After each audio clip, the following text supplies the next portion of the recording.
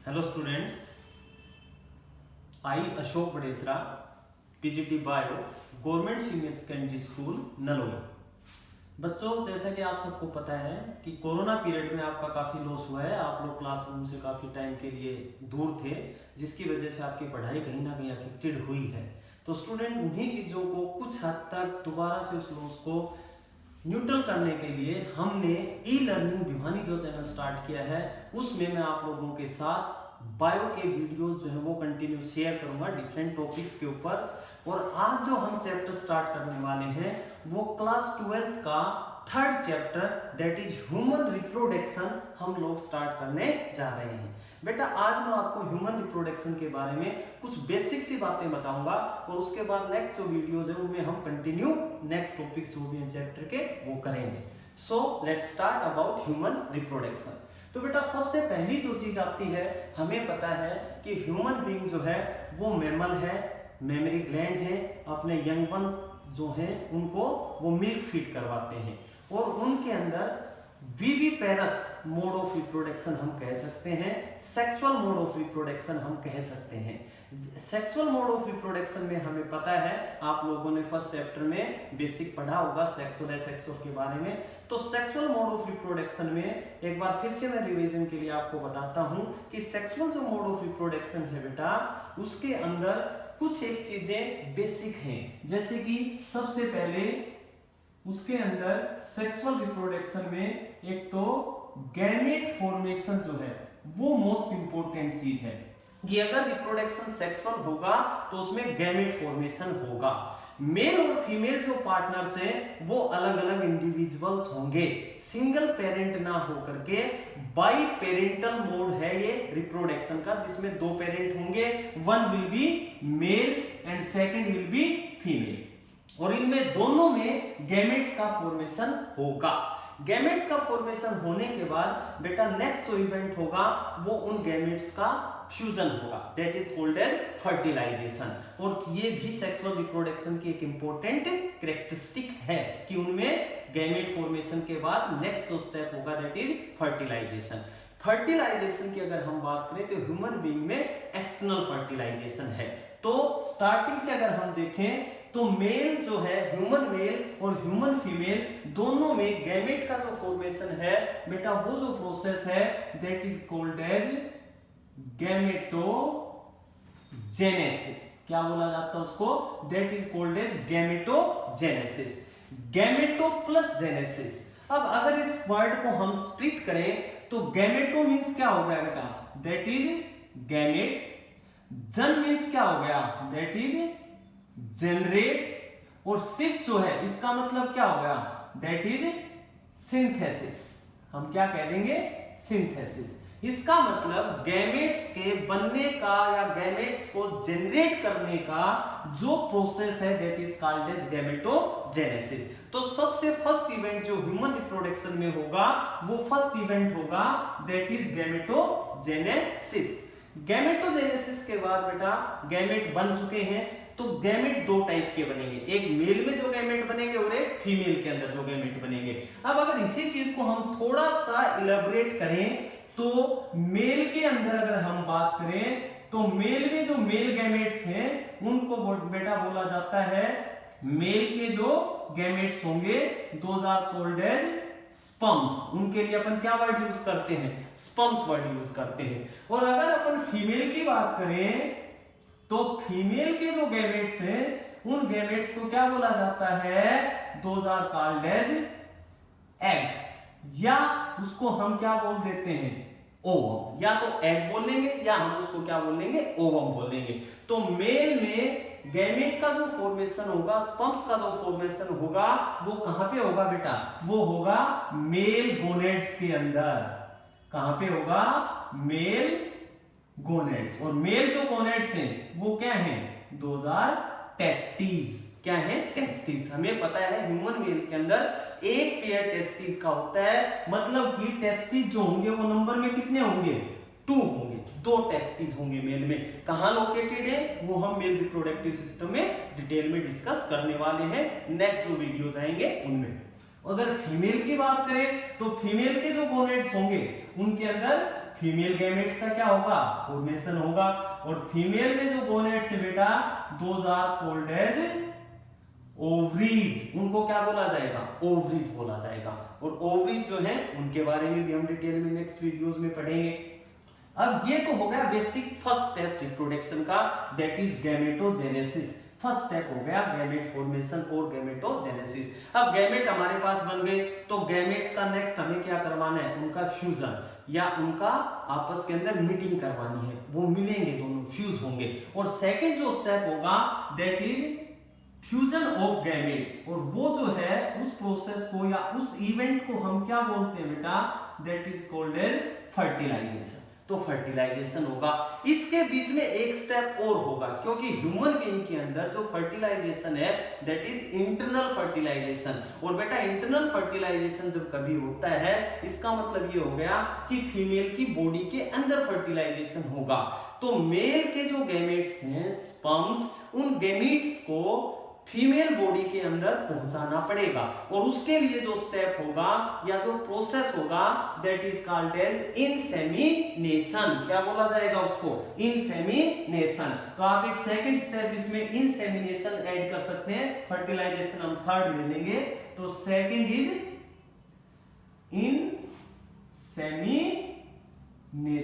Insemination. अब इससे याद करने के लिए आपको इजीली याद हो जाएगा कैसे। इन का मतलब क्या हो गया, इनसाइड या अंदर। और सीमन से बना है। सीमन क्या है, मेल का वो फ्लूइड जिसमें स्पर्म्स प्रेजेंट है, जो पेनिस के थ्रू फीमेल की वेजाइना तक पहुंचाए जाते हैं, that fluid is called semen. तो सीमन का फीमेल की बॉडी के अंदर पहुंचाना क्या कहलाता है, that is called as insemination. तो पहले क्या हुआ, गैमेट बने। गैमेट, फीमेल के गैमेट ओवम कहां प्रेजेंट है, फीमेल बॉडी के अंदर, ओवरी से रिलीज होके कहां तक आ गए, फैलोपियन ट्यूब तक। वहां पे अब हमें मेल गैमेट पहुंचाने हैं। तो मेल गैमेट का फीमेल की बॉडी के अंदर या वेजाइना तक पहुंचाने का जो प्रोसेस है that is called as insemination. अब उसके बाद थर्ड स्टेप या थर्ड इवेंट होगा that is called as fertilization. उसको क्या बोला जाएगा बेटा, फर्टिलाइजेशन। फर्टिलाइजेशन क्या है, दैट इज फ्यूजन। किसका fusion, of male and female gametes. Male और फीमेल गैमेट्स का आपस के अंदर एक दूसरे के कांटेक्ट में आना, फ्यूज होना, क्या कहलाएगा, that is called as fertilization. तो ये थर्ड इवेंट होता है किसके अंदर, ह्यूमन रिप्रोडक्शन में। उसके बाद फर्टिलाइजेशन हो गया। फर्टिलाइजेशन होने के बाद क्या होगा, फर्टिलाइजेशन होने के बाद बेटा जाइगोट का फॉर्मेशन होगा। और वो जो जाइगोट है वो एक सिंगल सेल स्ट्रक्चर है। हालांकि उसमें मेल और फीमेल गैमेट मिल गए, मेल गैमेट स्पर्म एक single cell, female gamete ovum एक सिंगल सेल। और वो दोनों सिंगल सेल मिलके, क्योंकि स्पर्म भी क्या है, हैप्लाइड है, स्पर्म जो है ये हैप्लाइड है, और एग जो है ये भी क्या है, हैप्लाइड। हैप्लाइड का मतलब क्या है बेटा, सिंगल सेट ऑफ क्रोमोसोम। हमारी बॉडी में मेनली दो टाइप की सेल है, एक सेल गैमेट्स हो गई जिनको अपन जर्म सेल बोलते हैं, दूसरी सेल सोमेटिक सेल। बाकी पूरी बॉडी में जितनी भी सेल बच गई वो सारी क्या कहलाएंगी, सोमेटिक सेल्स।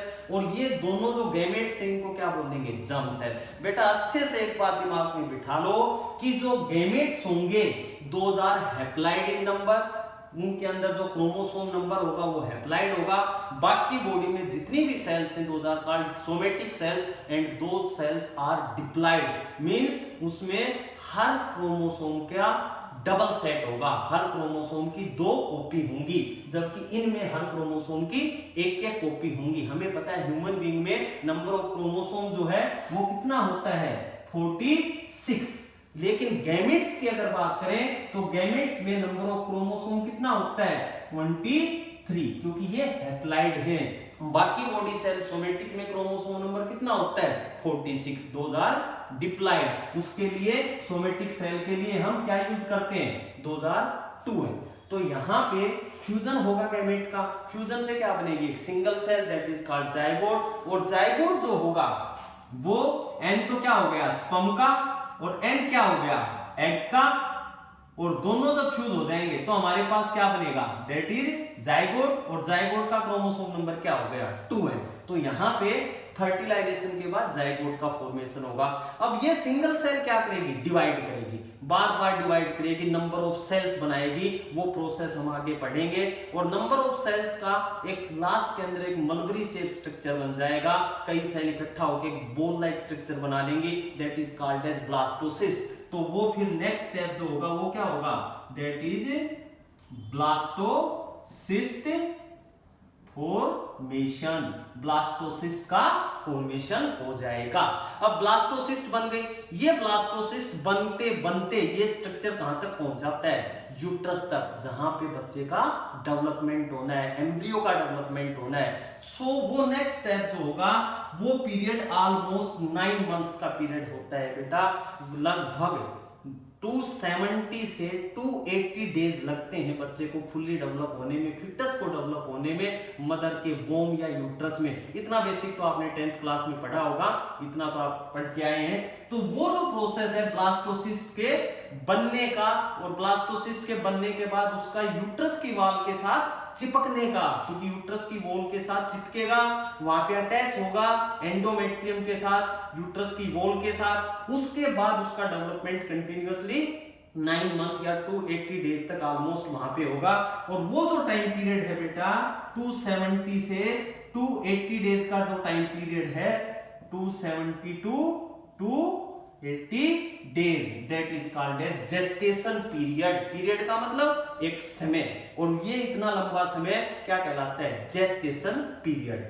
अब जेस्टेशन हो गया, 280 डेज हो गए कंप्लीट। तो ये 280 डेज कंप्लीट होने के बाद बच्चा या फिटस जो वो फुल्ली डेवलप हो गया, उसके सारे ऑर्गन डेवलप हो चुके हैं, उसका पूरा डेवलपमेंट हो चुका। तो अब टाइम है, इट्स टाइम क्या, टू डिलीवर। हम क्या करते हैं, किसी भी फैक्ट्री में, किसी भी कंपनी में कोई गाड़ी बनाते हैं, कोई फैक्ट्री में गाड़ियां बनती हैं, उन गाड़ी में एक एक करके पार्ट्स क्या होते हैं, असेंबल होते हैं, और अलग अलग उसकी जो लाइन है उसके ऊपर वो पार्ट जुड़ते जाते हैं। लास्ट में जब गाड़ी क्या होगी, कंप्लीट हो गई, तो उसके बाद गाड़ी की क्या होनी है, डिलीवरी। डिलीवरी का मतलब गाड़ी कंपनी से निकलकर और जहां पे जिस कस्टमर के पास जानी है या जिस एजेंसी में जानी है वहां पे उसको डिलीवर किया जाएगा। तो यहां भी प्रोसेस कंप्लीट हो गया, किसके बनने का, फिटस के बनने का। सो लास्ट जो स्टेप होगा कंप्लीट होने के बाद जेस्टेशन, दैट इज पार्चुरेशन। उसको क्या बोला जाएगा, पार्चुरेशन। ये बच्चे की डिलीवरी का जो प्रोसेस होता है बेटा, that is called as parturition. और ये भी एक ऐसा इवेंट है जो जिसके अंदर बहुत सारे हार्मोन्स इन्वॉल्व होते हैं, जिसके अंदर एंडोमेट्रियम, मायोमेट्रियम, जो यूट्रस के अंदर मसल्स हैं, जो मिडल लेयर है यूट्रस की वॉल की, मायोमेट्रियम, उसकी मसल्स का बड़ा रोल होता है, यहाँ पे रिलैक्सिन हार्मोन का बड़ा रोल होता है। ये सारी चीजें हम डिस्कस करने वाले हैं इस पूरे चैप्टर के अंदर। मैंने एक बार आपको चैप्टर की आउटलाइन बताई है कि हम कौन कौन से इवेंट पढ़ने वाले हैं। अच्छा, यहाँ जो इवेंट है, first event gamete formation, second insemination, third fertilization, next blastocyst formation, या इसको एम्ब्रियोनिक डेवलपमेंट बोल देंगे। आगे जेस्टेशन में जब एम्ब्रियो का डेवलपमेंट होगा,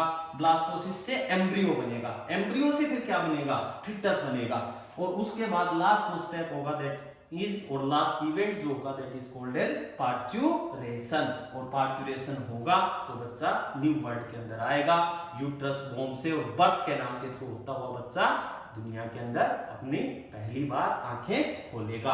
तो ये प्रोसेस होगा। अब ये जितने भी इवेंट है बेटा, इनको हम नॉर्मली 3 कैटेगरी में डिवाइड कर सकते हैं अगर हम चाहें तो। फर्स्ट क्या है, that is pre fertilization event. एक तो हम क्या बोल सकते हैं, pre fertilization events, pre fertilization events. दूसरा दैट इज फर्टिलाइजेशन, और थर्ड जो है that is post fertilization events.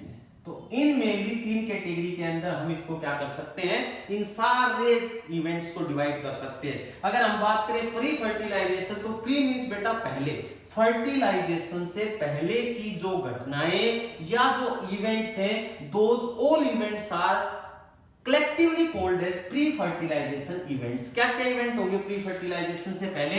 First होगा गैमेट फॉर्मेशन, ये भी फर्टिलाइजेशन से पहले होगा। इंसेमिनेशन मतलब कि मेल गैमेट्स का फीमेल के बॉडी में ट्रांसफर दैट इज इंसेमिनेशन, ये दोनों इवेंट प्री फर्टिलाइजेशन में आएंगे। इसके बाद ये इवेंट कंप्लीट हो गए तो फर्टिलाइजेशन हो गया, तो सेकंड इवेंट फर्टिलाइजेशन, और थर्ड फर्टिलाइजेशन होने के बाद की घटनाएं, पोस्ट मींस आफ्टर फर्टिलाइजेशन जो भी इवेंट जो भी घटनाएं होंगे उन सबको कलेक्टिवली हम बोलेंगे पोस्ट फर्टिलाइजेशन इवेंट्स। और इसमें क्या क्या इवेंट आएंगे, यहां फर्टिलाइजेशन हुआ है बेटा, यहां पे हुआ है फर्टिलाइजेशन, तो फर्टिलाइजेशन के बाद क्या क्या बच गया, ब्लास्टोसिस्ट फॉर्मेशन हो गया, जेस्टेशन हो गया, पार्चुरेशन हो गया, ये सारे क्या कहलाएंगे, those are called as post fertilization events. तो इस तरह से हम डिवाइड करके भी इनको पढ़ सकते हैं। तो ये आपके सामने एक आउटलाइन थी ह्यूमन रिप्रोडक्शन में हमें क्या पढ़ना है उसकी। नेक्स्ट टॉपिक में फिर मिलेंगे, तब तक के लिए बाय।